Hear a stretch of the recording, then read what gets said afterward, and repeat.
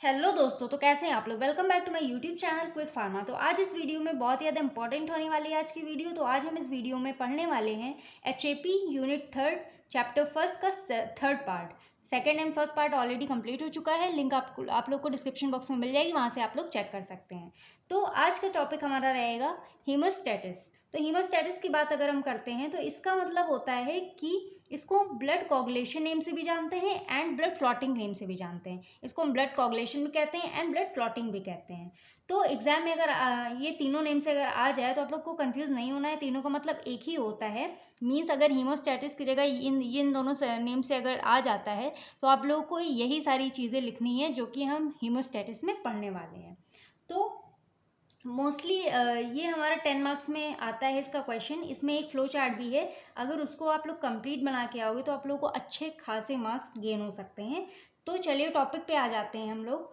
अब जब हम टॉपिक की बात करते हैं तो मान लीजिए कभी आप लोग को जैसे कभी तो चोट लगी होगी, जैसे आप लोग छोटे रहे होंगे या फिर कभी किसी का एक्सीडेंट हुआ होगा, किसी का भी जानते होंगे, या खुद में कभी चोट लगी होगी खेलते हुए, ब्लड निकलने लगता है। तो जब ब्लड निकलने लगता है तो वो कंटिन्यू तो बहता नहीं है। मीन्स कि 1 घंटा बाद 2 घंटा बाद नहीं, ऐसा नहीं होता है। अगर कंटिन्यू बहेगा तो कोई जीता जागता इंसान मर भी तो सकता है।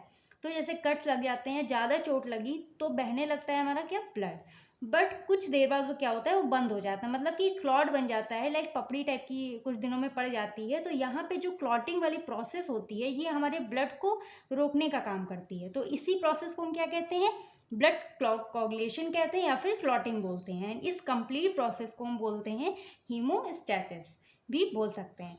तो इसमें हम यही पढ़ेंगे जो पूरा कंप्लीट स्टेप बाय स्टेप की हमारा जो क्लॉट बना हुआ है वो कैसे बनता है, मतलब आखिरकार इसकी प्रोसेस क्या होती है।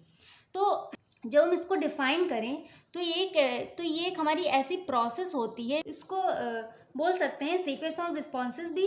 एंड यानी कि जब हमारी जो ब्लड वेसल्स होती हैं जब वो डैमेज हो जाती हैं, जो हमारी ये मतलब ब्लड वेसल्स होती हैं, ये जब मतलब चोट लगने पे क्या होता है, डैमेज या फिर रप्चर हो जाती हैं, तो हमारा ब्लड क्या होता है, वो निकलने लगता है। तो ये ब्लड को रोकने का काम करता है। मीन्स जो हमारी ब्लड क्लॉटिंग होती है, ब्लड कोगुलेशन होता है, ये हमारे ब्लड को कंट्रोल करता है, रोकने का काम करता है। मीन्स हमारे ब्लड को लॉस होने से बचाता है। जैसे कि that stop bleeding and reduces blood loss. Means से खून को रोक देता है जो बहता है, एंड ब्लड जो हमारे बॉडी में लॉस होता है उसको रोकने मतलब उसको रोकता है, लॉस होने से बचाता है।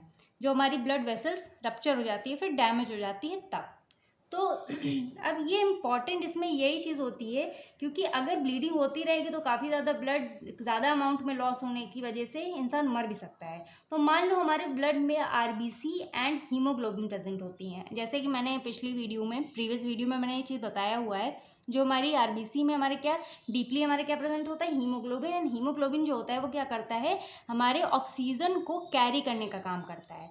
तो जब हमारा ब्लड ज़्यादा एक्सेसिव अमाउंट में जब बह जाएगा, ब्लड लॉस हो जाएगा, तो हमारी बॉडी में ऑक्सीजन की कमी हो जाएगी। क्योंकि हमारे ब्लड में RBC हीमोग्लोबिन ये सारी चीज़ें प्रेजेंट हैं।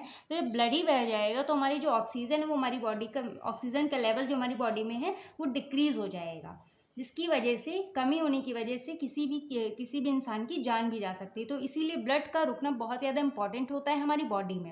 एंड जब हीमोस्टैटिस के वर्ड की बात करते हैं तो ये हमारे 2 वर्ड में डिवाइड होता है।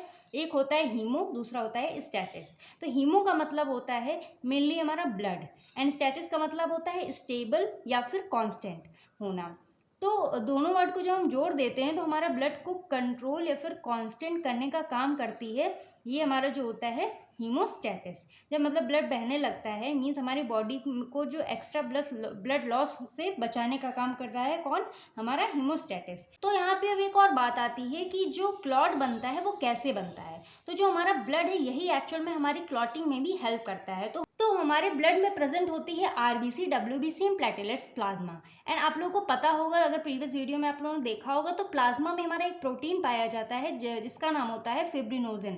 फिब्रिनोजन का एक ऐसा कंपाउंड होता है, ये हमारा फिब्रिन नाम का एक ऐसा कंपाउंड होता है जो कि ब्लड कोगुलेशन में क्या करता है, पार्टिसिपेट करता है।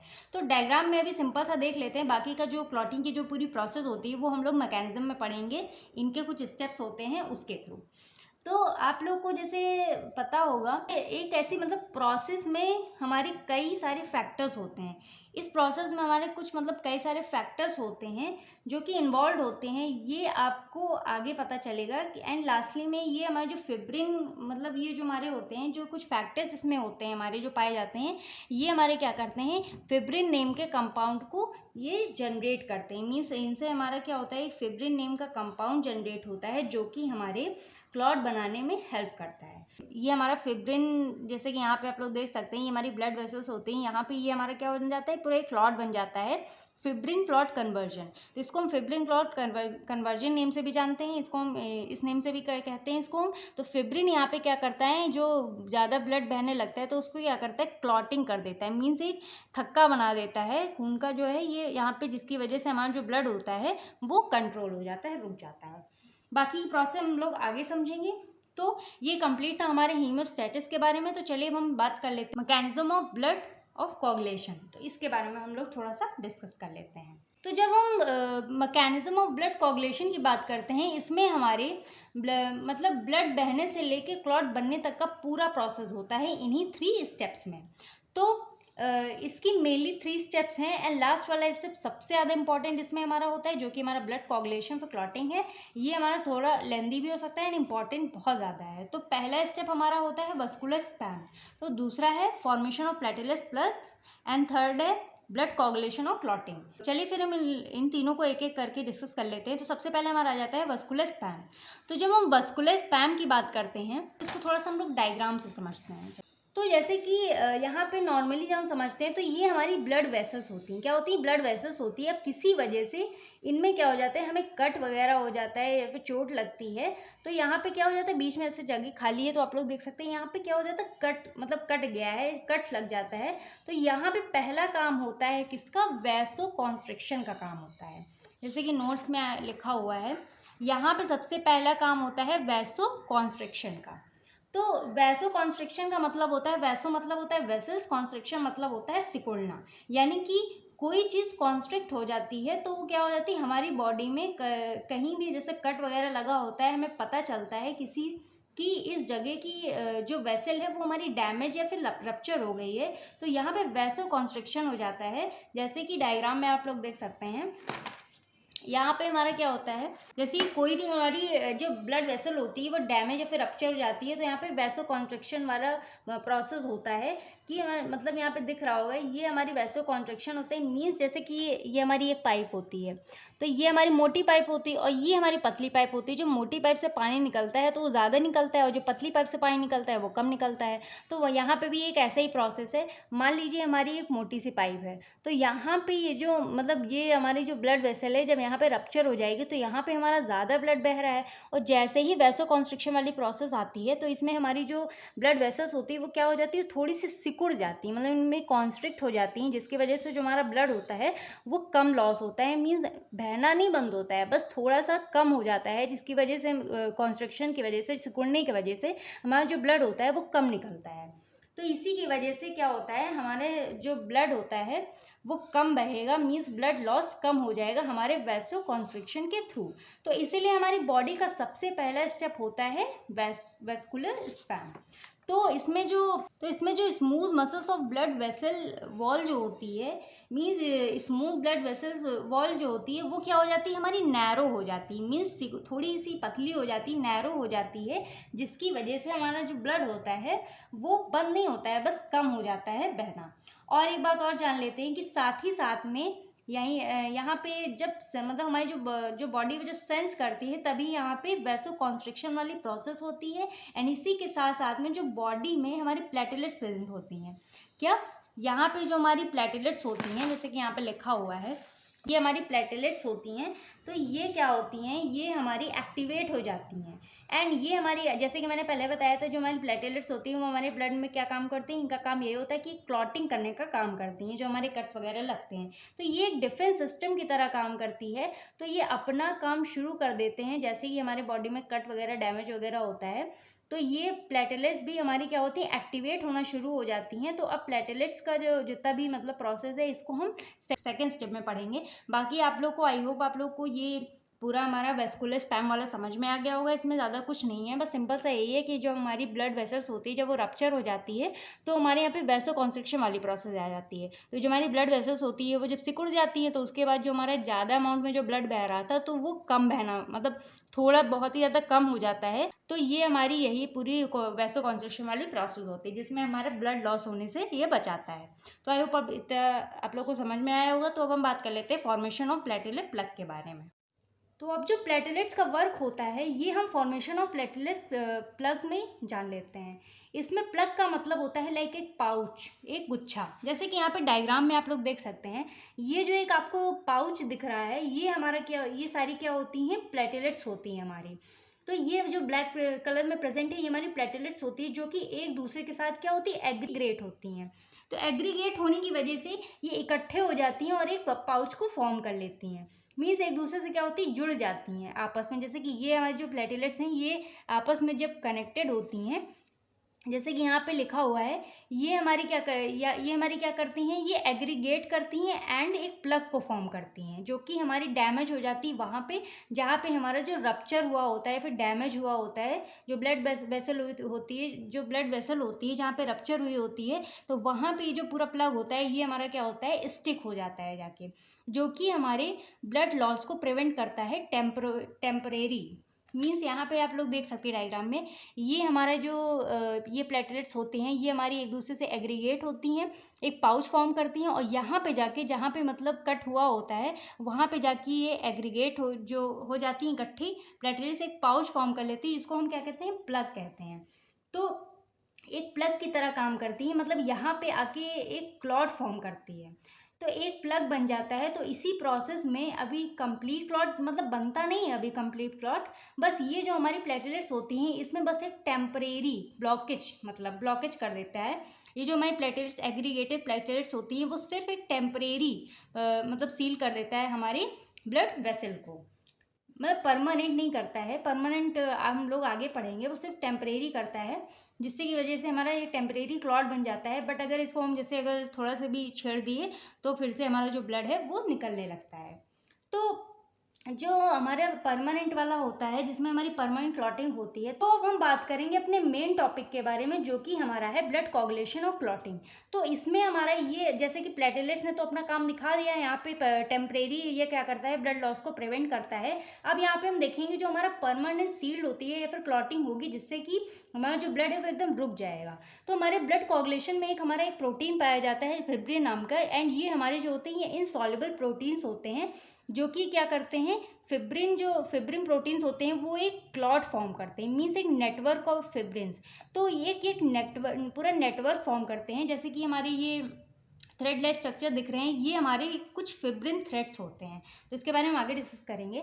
तो जैसे कि अगर हम बात करते हैं, अगर वैसो कॉन्स्ट्रिक्शन वाला जो पार्ट था हमारा, अगर हम इसको थोड़ा सा जूम करके देखेंगे तो यहाँ पे हमारी जो ब्लड वेसल थी वो क्या थी, डैमेज थी, यहाँ से हमारा ब्लड बह रहा था।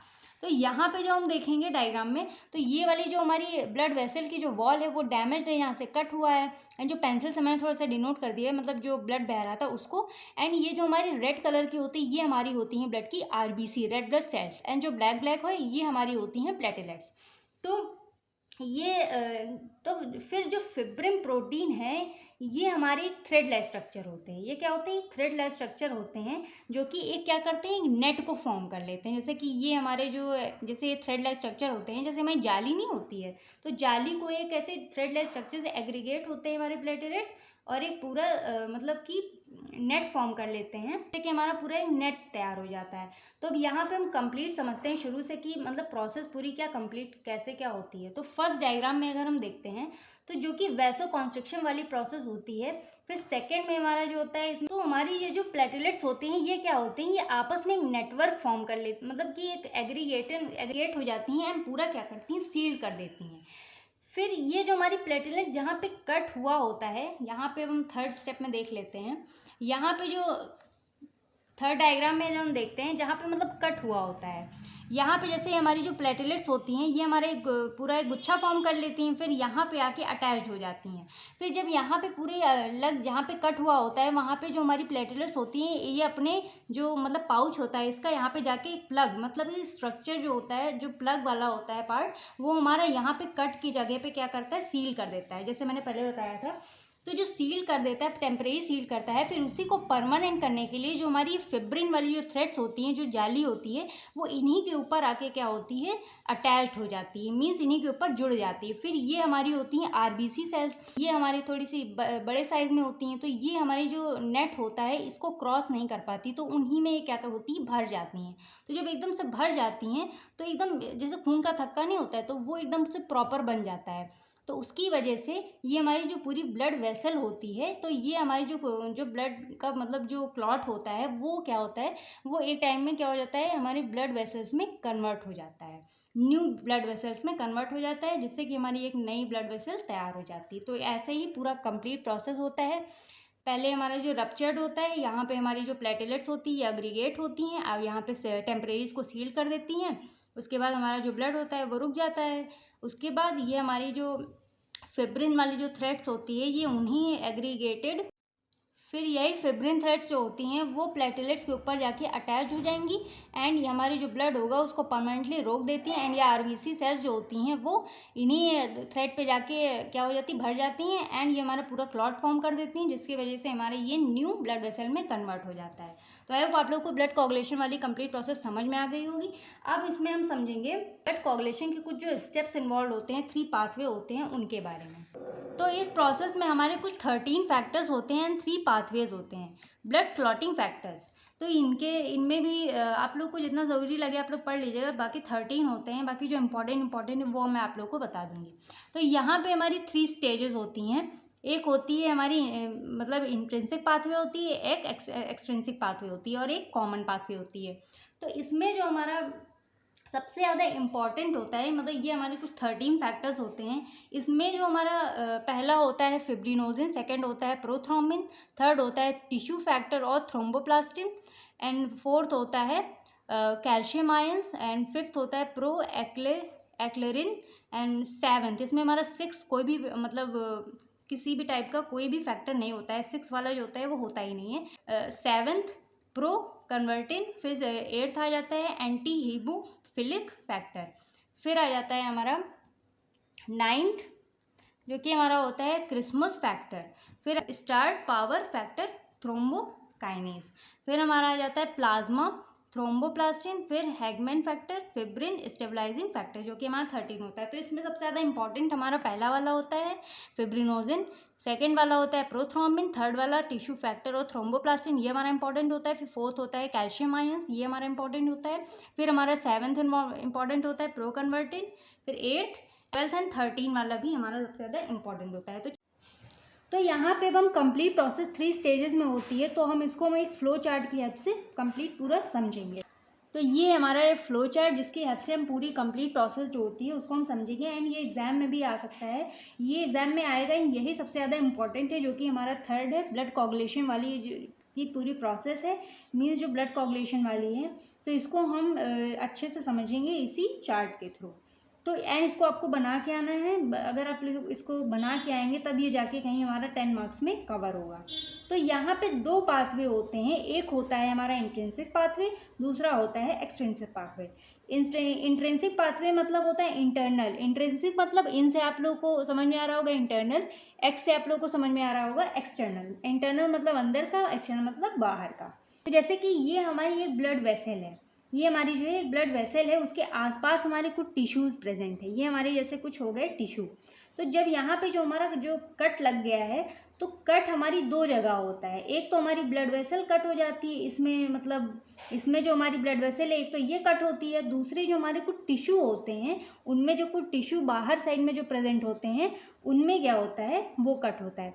जैसे कि ये हमारा टिश्यू है, तो इनमें एक टिश्यू हो गया, एक ब्लड हो गया। तो ब्लड वेसल एक तो हमारी ब्लड वेसल्स डैमेज होती हैं, दूसरी हमारी क्या होती हैं, टिश्यू डैमेज होती हैं। तो जो इंट्रिंसिक वाला होता है इसमें हमारा ब्लड का जो ब्लड वेसल्स होती हैं ये कट डैमेज हो जाती हैं, और जो हमारी ब्लड वेसल्स के जो बाहर मतलब एक्सटर्नल वाले में जो प्रेजेंट होती है वो हमारी होती है टिश्यू। तो इसी का मतलब होता है इंट्रिंसिक पाथवे। तो यहीं से हमारा क्या होता है, कंप्लीट ब्लड कोगुलेशन की प्रोसेस शुरू हो जाती है।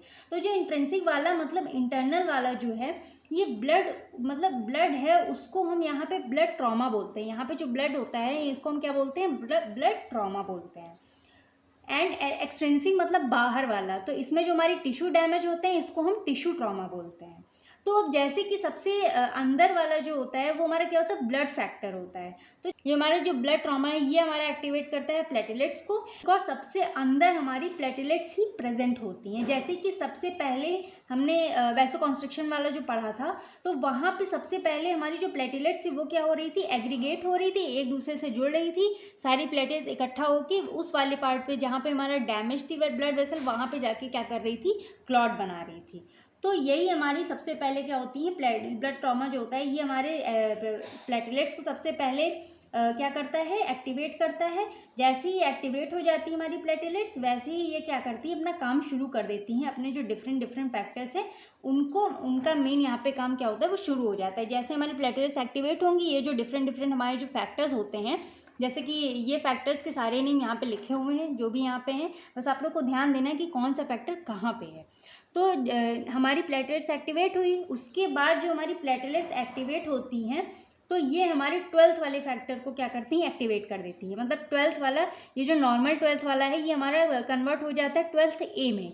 ए का मतलब होता है एक्टिवेटेड। तो जो हमारी प्लेटलेट्स होती हैं ये 12 को किस में कन्वर्ट करती हैं, 12th ए में। मतलब कि जो 12th वाला फैक्टर हमारा कौन सा था, जैसे कि हम लोगों ने यहाँ पे पढ़ा था, 12th वाला फैक्टर हमारा हैगमन फैक्टर था, जैसे यहाँ पे आप लोग देख सकते हैं। तो ये वाला यहाँ पे हमारा क्या हो जाता है, एक्टिवेट हो जाता है। प्लेटलेट्स जो हमारी होती है वो 12th वाले फैक्टर को एक्टिवेट कर देती हैं। उसके बाद जो 12th वाला फैक्टर है ये हमारे 11th वाले फैक्टर को क्या करता है, एक्टिवेट कर देता है। तो जैसे ही हमारे 11th वाले फैक्टर एक्टिवेट होते हैं, ये हमारे क्या करते हैं, 9th वाले, ये हमारा जो 9th वाला फैक्टर होता है उसको एक्टिवेट कर देते हैं। तो उसके बाद जो 9th ए वाला फैक्टर होता है ये हमारे फैक्टर 10 को, ये जो हमारा 10th वाला है इसको एक्टिवेट करता है। तो जैसे ही फैक्टर 10 को ये एक्टिवेट करता है, ये हमारे क्या हो जाते हैं, 10th ए में एक्टिवेटेड फैक्टर। मीन ए का मतलब होता है एक्टिवेटेड, तो ये हमारे एक्टिवेट हो जाते हैं। तो यहाँ पे आप लोगों को जैसे कि एक फैक्टर आप लोगों को यहाँ पे दिख रहा होगा, 4th फैक्टर, जो कि जैसे कि मैंने बताया था 4th फैक्टर हमारा कौन सा था, कैल्शियम।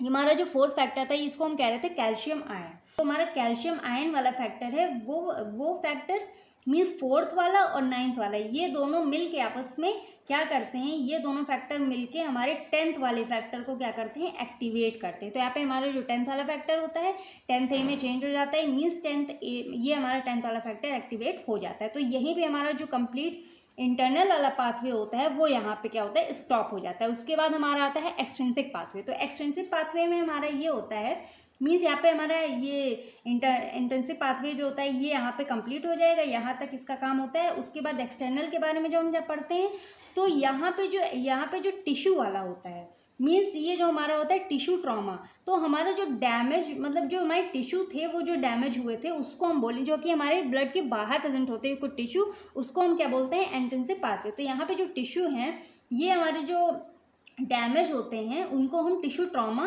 तो कहते हैं। तो ये टिश्यू ट्रॉमा जो है ये टिश्यू फैक्टर को एक्टिवेट करेंगे। ये जो हमारा टिश्यू ट्रॉमा होता है ये क्या होता है, ये टिश्यू ट्रॉमा हमारे टिश्यू फैक्टर को TEF को क्या करता है, एक्टिवेट कर देता है, जो कि हमारा एक 3rd फैक्टर होता है। ये हमारा क्या होता है, 3rd फैक्टर होता है, जो कि इस टिश्यू फैक्टर को हम थ्रोम्बोप्लास्टिन भी कहते हैं। और ये हमारा क्या होता है, ये 3rd फैक्टर होता है, जो कि यहाँ पे आप लोग देख सकते हैं, टिश्यू फैक्टर TF और थ्रोम्बोप्लास्टिन। तो ये हमारा क्या, तो टिश्यू ट्रॉमा क्या करता है, थ्रोम्बोप्लास्टिन मीन्स 3rd वाले फैक्टर को एक्टिवेट करेगा। तो ये वाले जैसे 3rd वाला एक्टिवेट होने के बाद ये क्या करता है, हमारे 7th वाले मीन्स 7th वाला जो हमारा नॉर्मल है ये हमारा 7th वाला फैक्टर एक्टिवेट होने के बाद ये क्या हो जाता है, 7th ए में कन्वर्ट हो जाता है।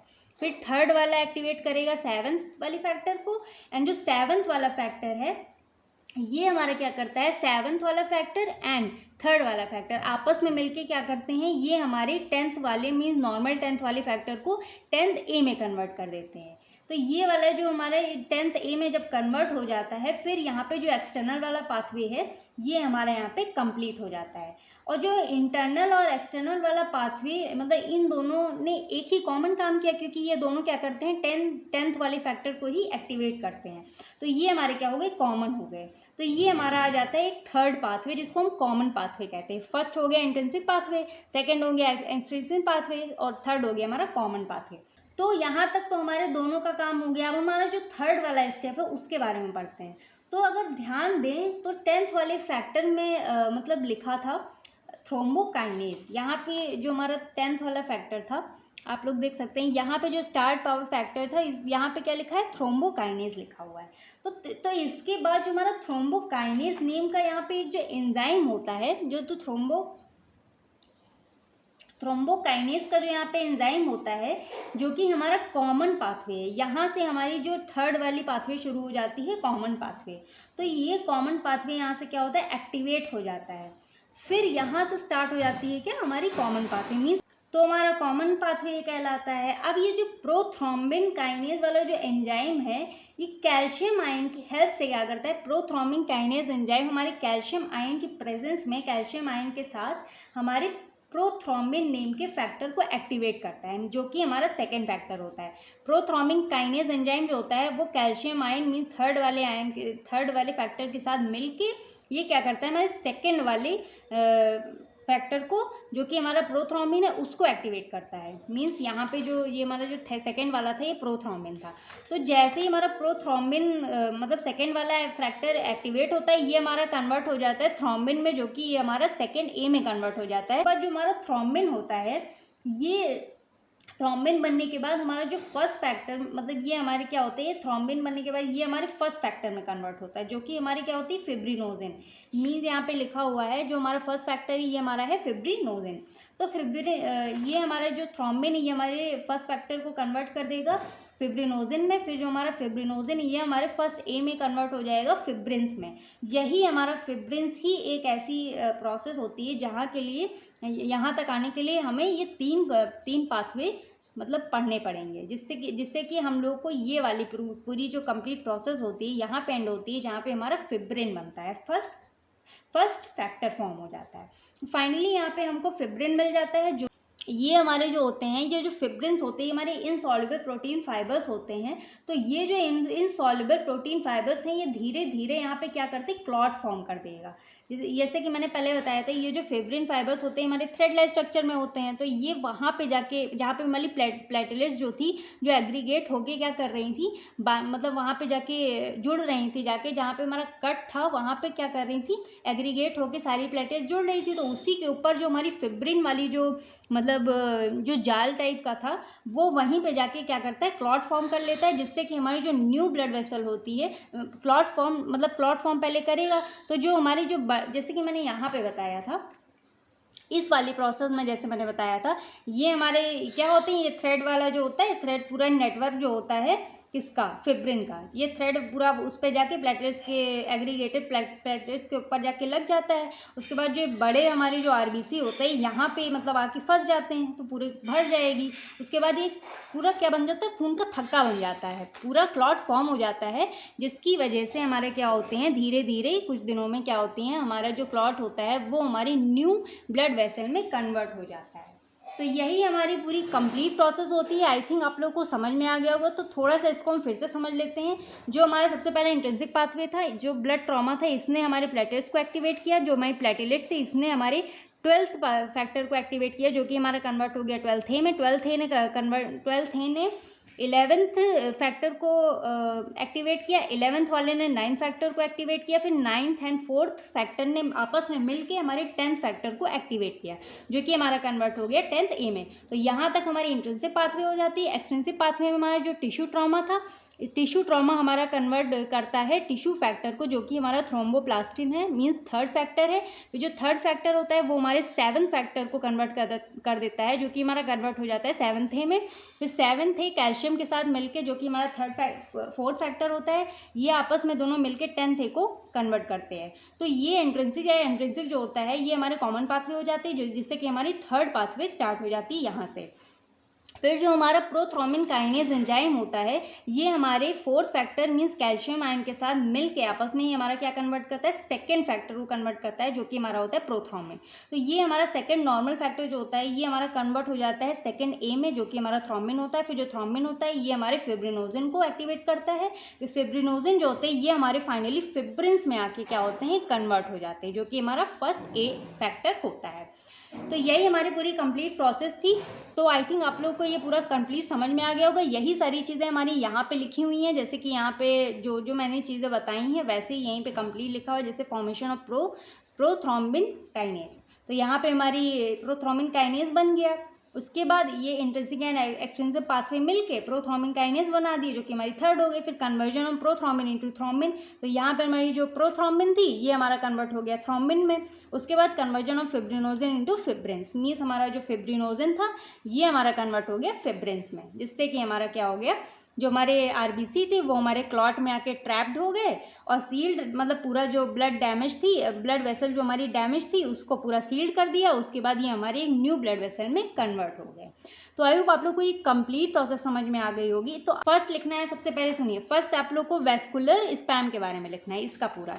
उसके बाद फॉर्मेशन ऑफ प्लेटलेट प्लग के बारे में लिखना है। फिर ब्लड कोगुलेशन के बारे में ये पूरा कंप्लीट लिखना है। इसमें से जो मेन है वो आप लोग को याद करने हैं। फिर ये आपको पूरा बना के आना है, जिससे कि आप लोगों का पूरा 10 to 15 मार्क्स में आप लोगों का पूरा कवर हो जाएगा। तो आई थिंक आप लोग को इतना पूरा कंप्लीट समझ में आ गया होगा।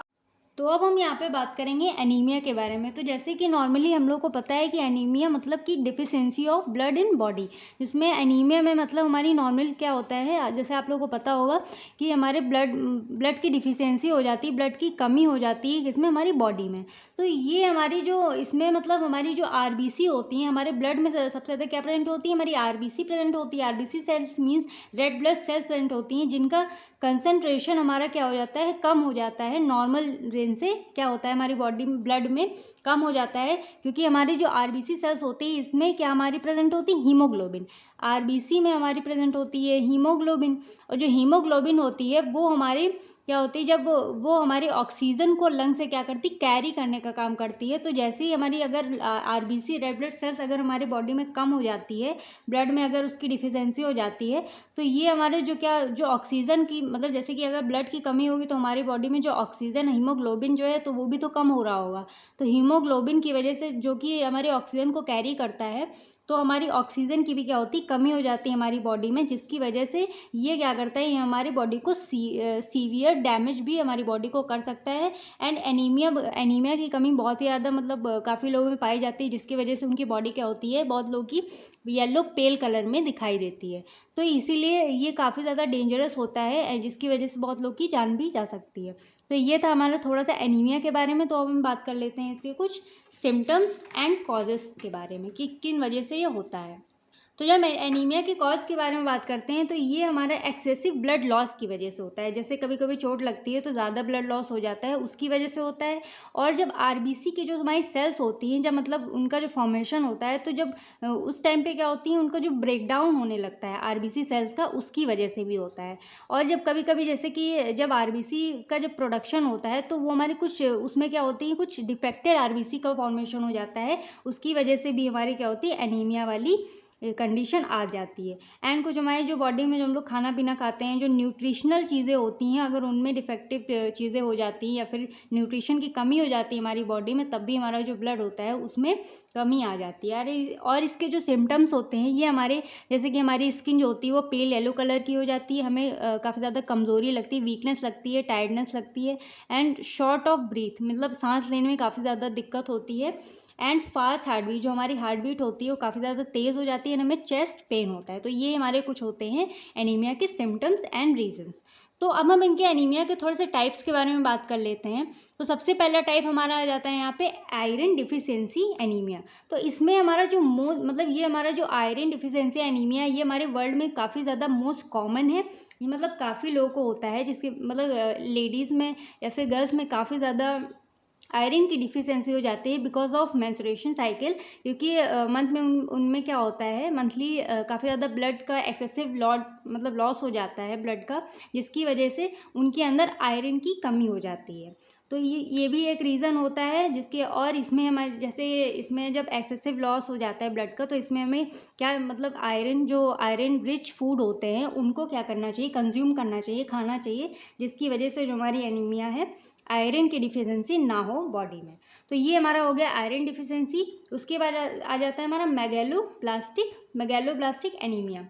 तो इसमें हमारा क्या होता है, इसमें जो एक फॉलिक एसिड होता है, ये हमारा जो एक फॉलिक एसिड होता है जिसको हम फॉलेट भी बोलते हैं, हमारे जो इसमें आरबीसी सेल्स मतलब बनाने में जो थोड़ी सी हेल्प करता है।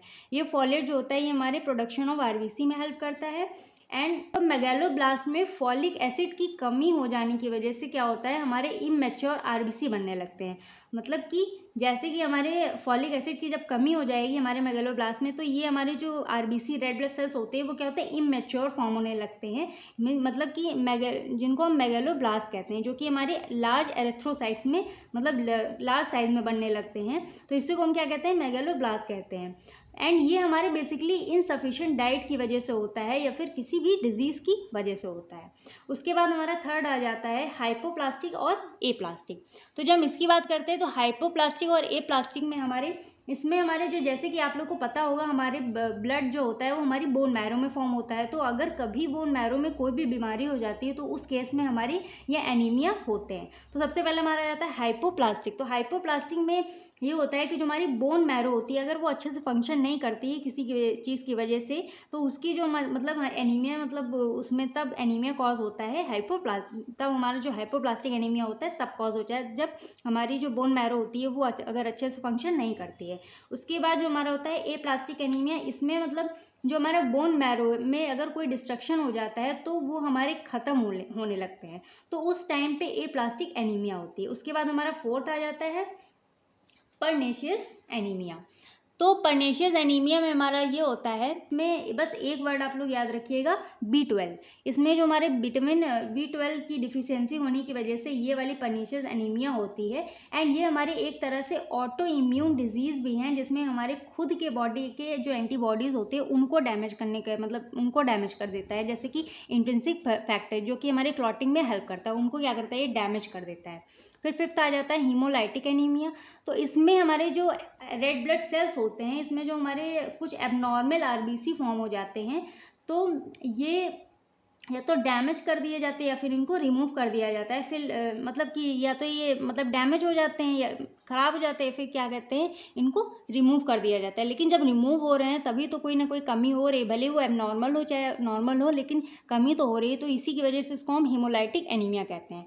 उसके बाद हमारा लास्ट आ जाता है सिकल सेल एनीमिया। तो सिकल सेल एनीमिया में इसमें हमारे कुछ जो आरबीसी सेल्स होते हैं वो हमारे इस शेप में होते हैं, जैसे नॉर्मल तो ऐसे होते हैं, पर ये हमारे कुछ इस शेप में फॉर्म होने लगते हैं, जिसकी वजह से हमारी ये क्या करते हैं, जो हमारी ब्लड वेसल्स होती हैं उनको ये ब्लॉक कर देते हैं। जब सी शेप में हो जाते हैं तो जो ब्लड वेसल्स में हमारा ब्लड फ्लो करता है तो उनको क्या करते हैं, ब्लॉक कर देते हैं, ब्लॉकेज कर देते हैं, जिसकी वजह से हमारी जो सिकल सेल एनीमिया कॉज होती है। तो आई थिंक ये आप लोगों को पूरा कंप्लीट समझ में आ गया होगा। तो ये हमारा यूनिट 3 चैप्टर 1 का थर्ड पार्ट आज कंप्लीट होता है। अब इसके अगली नेक्स्ट वीडियो में हम लोग बात करेंगे नेक्स्ट टॉपिक के बारे में। तो मिलते हैं हम नेक्स्ट वीडियो में। एंड इसमें सबसे ज़्यादा इंपॉर्टेंट हमारा हीमोस्टैटिस वाला है एंड ब्लड कोगुलेशन वाला। तो ये आप लोग को बिल्कुल भी स्किप नहीं करना है, ये अच्छे से पढ़ना है। बाकी इसकी जो पार्ट 1 एंड पार्ट 2 की यूनिट 3 के चैप्टर 1 पार्ट 2 की जो वीडियो की लिंक है वो आप लोग को डिस्क्रिप्शन बॉक्स में मिल जाएगी। तो तब तक के लिए take care of yours and your family. Thank you for watching and do like, share, comment and subscribe to my YouTube channel Quick pharma.